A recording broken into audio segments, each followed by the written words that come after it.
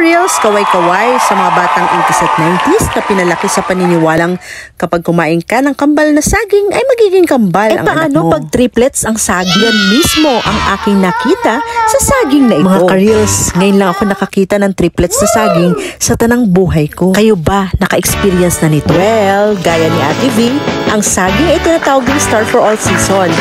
Bakit?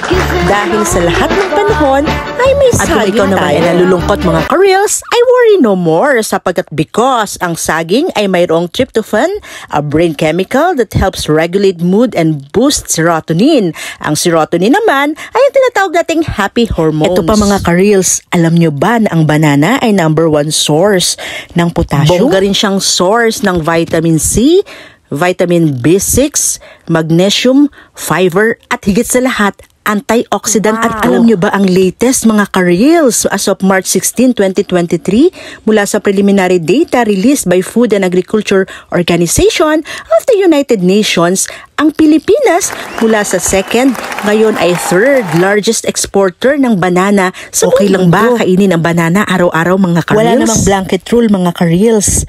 1 to 2 banana per day ay hindi naman masama sapagkat ito ay source din ng carbohydrates. So eating along with protein or fat is also advisable to support stable energy levels.